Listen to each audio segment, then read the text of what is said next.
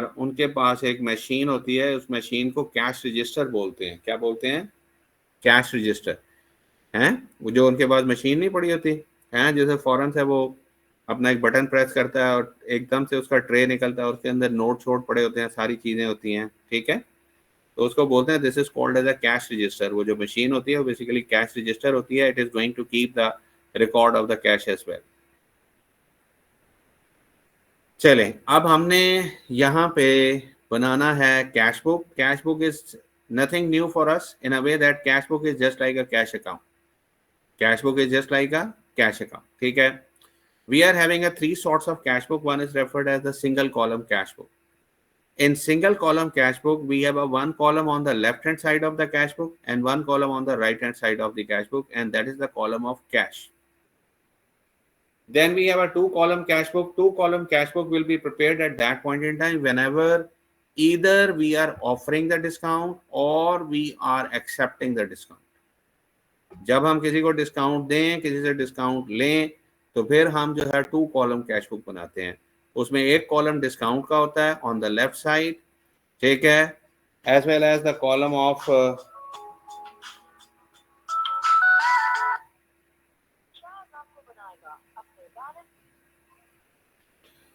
ठीक है जी। तो इसमें हमारे पास दो कॉलम होते हैं लेफ्ट साइड पे और दो ही राइट साइड पे होते हैं, ठीक है। और ये लेफ्ट राइट बुनियादी तौर पे क्या है, there are two sides of an account, two sides of an account, ठीक है। So two column will be on the left and two column will be on the right, in which one column is of discount, another column is of cash.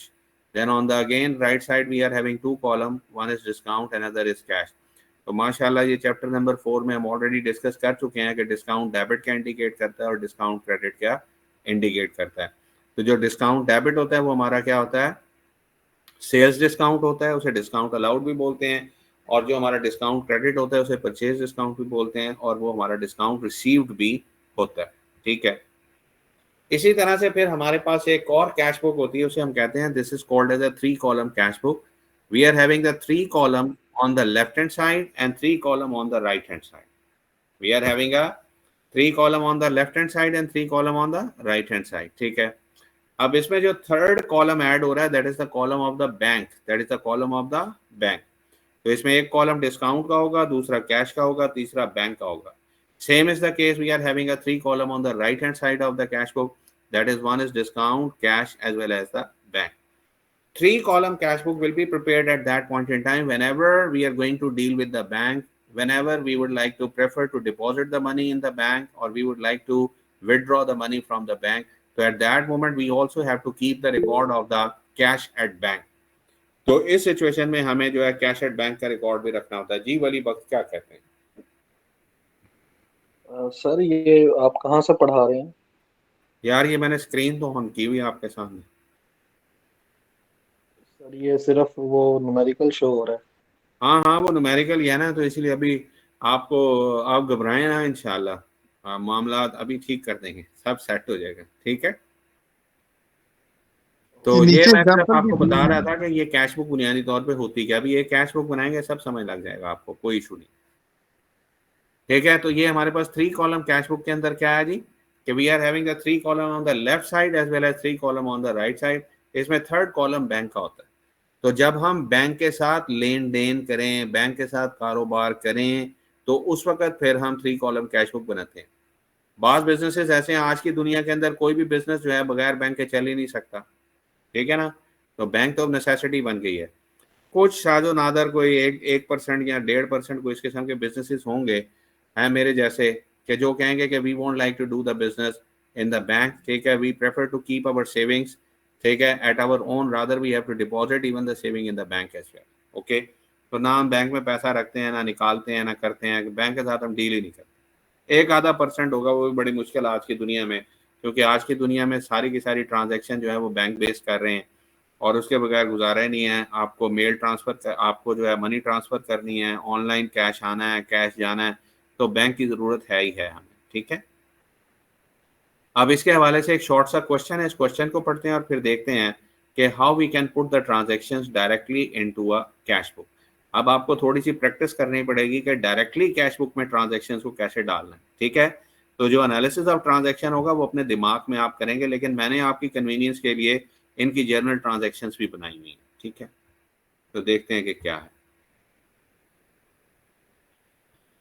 जी। वो कहता है जी, following information pertains to Waldo printing services, you are required to prepare a 3 column cash book for the month of January 2024।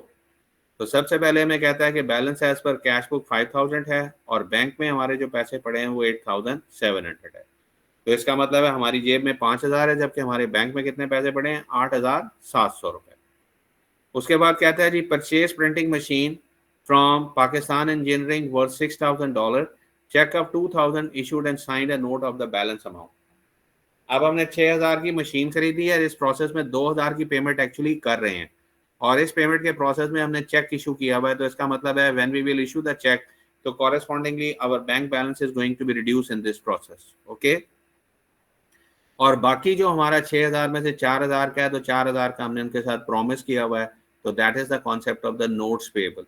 तो अगर मैं इसकी transaction बनाऊं तो इसकी ट्रांजैक्शन बनती है कि that is machine is going to be debit by 6000, bank is going to be credit by 2000 and notes payable is going to be credit by 4000, okay. उसके बाद नेक्स्ट देखें, हमारे पास ट्रांजैक्शन है purchase printing supplies on cash. तो now we are going to purchase the printing supplies, तो printing supplies debit and cash credit by 500। फिर हम कहते हैं printing work performed and received a cash, तो that is cash is going to be debit by 2000 and service revenue is going to be credited by 2000, okay. फिर कहता है printing work done for ABC and company on account $1000। अब इस transaction के इस transaction के अंदर क्या है, there is no involvement of the cash, लेकिन अगर हम ट्रांजैक्शन करना चाहें तो हम इसको कर सकते हैं account receivables debit and your service revenue is credit, account receivable debit and service revenue is credit. तो इसको रिकॉर्ड, इसको सिर्फ जनरल की हद तक रिकॉर्ड किया जा सकता है, लेकिन this transaction is having no effect toward your cash book, why, because neither your cash is increasing nor your cash is reducing in this process.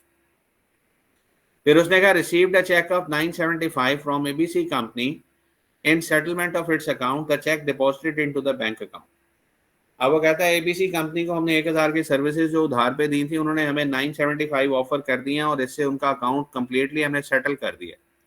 तो इसका मतलब है we have realize a cash of 975, लेकिन account receivable जो हमारी किताबों में से क्रेडिट होंगे वो कितने होंगे, 1000 के होंगे, and difference is transferred into an account that is called as discount, that is called as discount. तो this is the discount which we have offered and it is called also called as discount allowed, ठीक है। तो ये discount allowed कहलाएगा। उसके बाद next हमारे पास है प्रिंटिंग सप्लाईज, ठीक है, परचेज ऑन अकाउंट $200। अब वो कहता है उधार पे हमने सप्लाईज खरीदी हैं, तो this transaction is having no connection with the cash book because neither cash increase nor cash reduce. लेकिन वैसे अगर हम इसको रिकॉर्ड करना चाहें तो कैसे कर सकते हैं, printing supplies debit and account payable credit. फिर कहता है check receive from mister John account receivable in settlement of his account 500। Mister John से हमने पैसे लेने थे तो उसने हमें 500 रुपए का चेक जारी कर दिया है। The cheque deposited into the bank account for collection, और हमने उस चेक को लिया और बैंक में जमा करा दिया कलेक्शन पर्पस के लिए। तो इसका मतलब है हमारा बैंक अकाउंट इंक्रीज कर गया बाय 500 से और an account receivable reduce by 500, okay. उसके बाद नेक्स्ट देखें फिर क्या कहता है, bank issued an intimation that the cheque of mister John has dishonoured due to not sufficient funds. वो जो जॉन ने हमें चेक दिया था वो चेक डिसऑनर हो गया, ठीक है।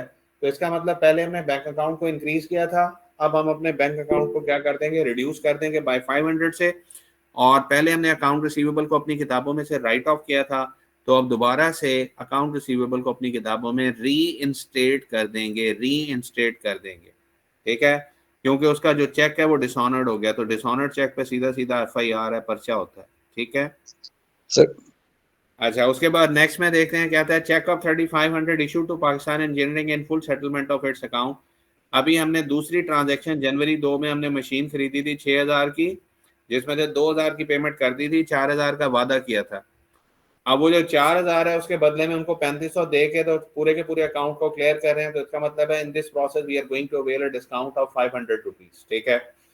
तो पार्टी अकाउंट जो है अकाउंट पेबल डेबिट हो जाएंगे 4000 के साथ, कैश 3500 के साथ, और 500 से हमारा डिस्काउंट रिसीव्ड आ जाएगा। 500 से क्या आएगा, डिस्काउंट रिसीव। फिर कहता है paid rent expense for the month, तो हमने 400 रुपये रेंट पे किया, तो then your cash is going to be reduce by 400 because of the rent expense. Paid electricity bill for the month 200, so then cash account is going to be reduced by, cash book is going to be reduced by 200 due to the electricity expense. And Mr. Waldo withdrew cash for personal needs $600, तो उसने 600 रुपए का personal need से आपके लिए drawings भी लिए हैं, तो cash is going to be reduce and drawing is going to be debit. ठीक है, ये वो ट्रांजैक्शन थी जो मैंने अभी आपके सामने जुबानी बोली हैं. ठीक है, ये ट्रांजैक्शन यहाँ पे लिखी भी हुई हैं. ठीक है, तो आपने परेशान नहीं होना कि ये कैसे ट्रांजैक्शन है, क्या हो रहा है. ठीक है, और यहाँ पे हमने क्या कहा कि note only those transactions that affect either cash or bank account are the part of the cash book. All those transactions that neither affect cash nor bank account will not be in the cash book. Cash book में सिर्फ वही transaction होंगी जिससे cash बढ़ रहा है या bank बढ़ रहा है, कैश रिड्यूस हो रहा है या बैंक रिड्यूस हो रहा है, डिस्काउंट बढ़ रहा है या हमारा डिस्काउंट कम हो रहा है, बस इसके हवाले से और कुछ नहीं होगा. ठीक है, अब हम इसके बारे में देखते हैं जी. ये हमारे पास कैश बुक है, तो सबसे पहले एज पर एंटिटी कॉन्सेप्ट हम इसमें नाम लिखते हैं Waldo printing services. Then we are going to prepare a 3 column cash book for the month of January 2024. तो हमने ये टी अकाउंट बनाया. टी अकाउंट के दो साइड्स होते हैं, left as well as right. तो जो कॉलम आपको लेफ्ट पे मिलेंगे वही आपको राइट पे भी मिलेंगे. तो हमारे पास जो कॉलम है, डेट है, डिस्क्रिप्शन है, पोस्ट रेफरेंस है, फिर डिस्काउंट है. अब ये जो डिस्काउंट डेबिट है, ये डिस्काउंट अलाउड है, ये एक्सपेंस होता है. फिर हमारे पास कैश है, ये हमारा एसेट है, ये बैंक है, ये भी हमारा एसेट है. ठीक है, तो अगर हमारा कैश डेबिट साइड पे इंक्रीज करेगा तो एसेट इंक्रीज करेगा, और अगर कैश हमारा क्रेडिट साइड पे रिड्यूस करेगा तो फिर हमें उसे क्रेडिट करना पड़ेगा. ठीक है, तो cash on credit side is indicating a reduction and bank on the credit side is also indicating a reduction. ठीक है, लेकिन यहाँ पर ये जो परचेज, ये जो डिस्काउंट है, ये बेसिकली हमारा डिस्काउंट रिसीव्ड है, डिस्काउंट रिसीव्ड है. ठीक है, अब पहली हमारी ट्रांजैक्शन थी जिसमें वो कहता है हमारे पास कुछ बैलेंस पड़ा हुआ है, 5,000 कैश है और 8700 का हमारे पास जो है वो बैंक में है. तो बैंक में हमारे पैसे 8,700 हैं, जबकि हमारे पास कैश में पैसा पड़ा है 5,000. तो हम स्ट्रेट अवे बैलेंस को यहाँ पे पुट कर देंगे. जनवरी 1 बैलेंस कैश अकाउंट 5,000 और 8700 रुपया बैंक हो गया. ओके, अब उसके बाद नेक्स्ट हमारे पास ट्रांजैक्शन है purchase printing machine from Pakistan engineering worth 6,000, cheque of 2,000 issued and signed a note of the balance amount. तो ये हमने इसकी ट्रांजैक्शन भी की हुई है. तो इस ट्रांजैक्शन को देखिएगा क्या है जी. ये कहता है कि machine debit by 6,000, bank account credited by 2,000 and notes payable is going to be credited by 4. अब इसमें कौन सा अकाउंट है जो इफेक्ट होगा कैश बुक में? Only and only the column of bank account. और वो बैंक अकाउंट में क्या रिडक्शन हो रही है? 2,000 due to the purchase of machine, due to the purchase of machine.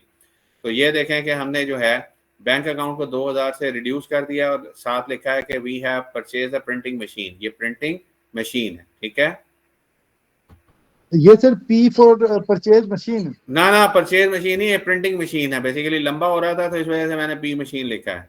Okay. इसी तरह से नीचे प्रिंटिंग सप्लाईज है, P stand for print. Right sir. ठीक है, प्रिंटिंग मशीन है या प्रिंटिंग सप्लाईज है. ओके, तो वो काम लंबा हो रहा था इस वजह से मैंने पी डॉट कर दिया.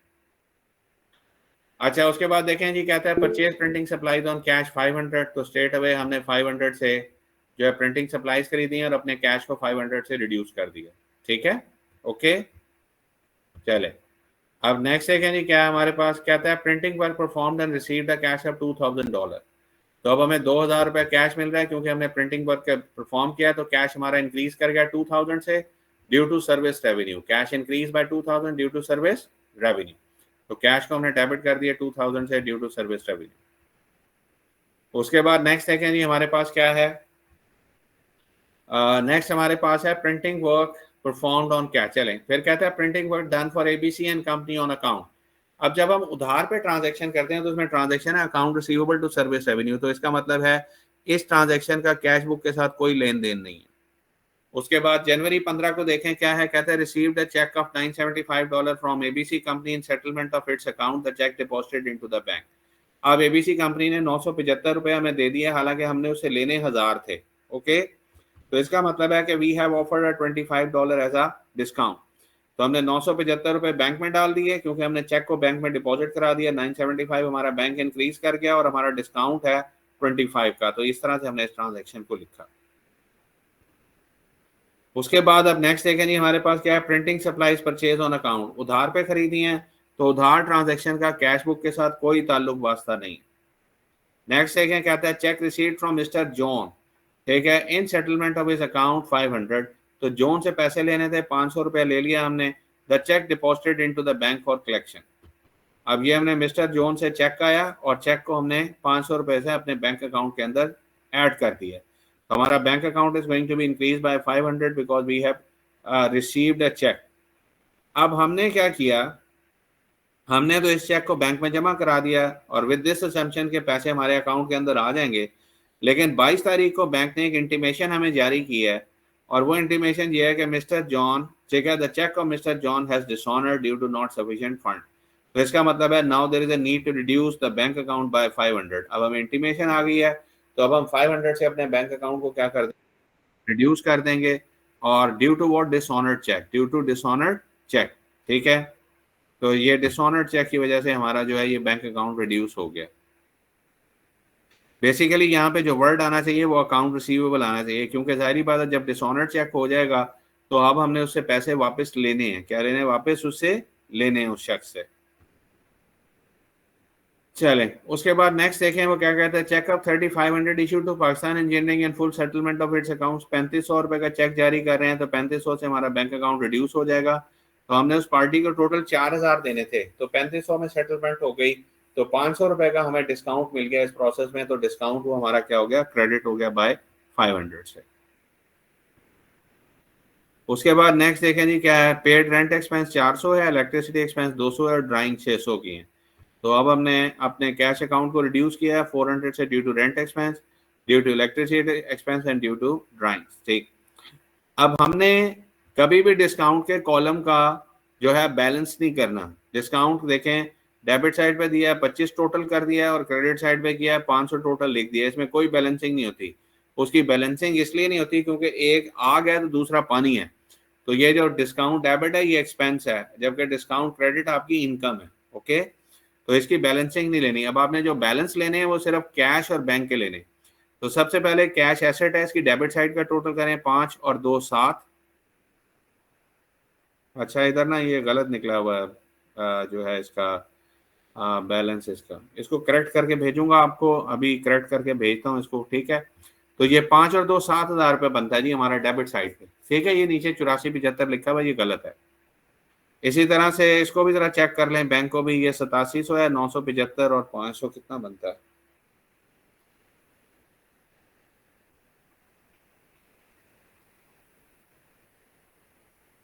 ये ठीक है सर, 1175।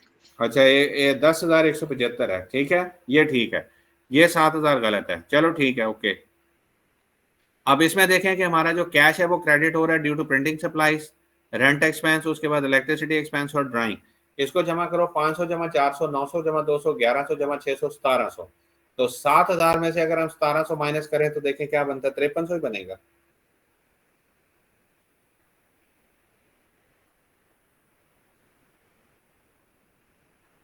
सात हजार में से 1700 माइनस कर दें तो देखें क्या बनता है, 5300 ही बनेगा, इतना ही बनता है। 5300। हाँ 5300 बैलेंस ठीक निकला हुआ, टोटल गलत है, ठीक है। 5 और 2 7 कर लें, जहाँ 8475 लिखा है वहां पे 7000 कर लें, बाकी बैलेंस ठीक निकला हुआ है।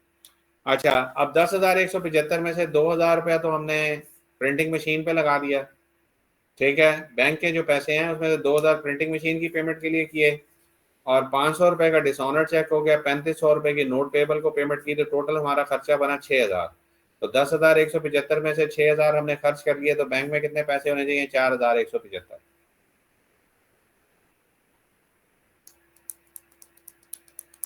ठीक है। तो मंथ एंड पे हमारे पास जो है ना कैश होना चाहिए 5300 जेब में और 4,175 हमारे बैंक अकाउंट के अंदर होने चाहिए। This is the way in which we have to prepare the 3 column cash book. बस इसमें सिर्फ आपको ये कैश अकाउंट के डेबिट साइड का और क्रेडिट साइड का जो टोटल है उसको करेक्ट करना है, जो कि 7,000 है, जो कि 7,000 है, बाकी बैलेंसिंग अमाउंट इसकी ठीक है। तो ये था जी आज का हमारा सेशन, ठीक है। तो इसमें हमने सिर्फ ये डिस्कस करना था कि how we can prepare the cash book, ठीक है।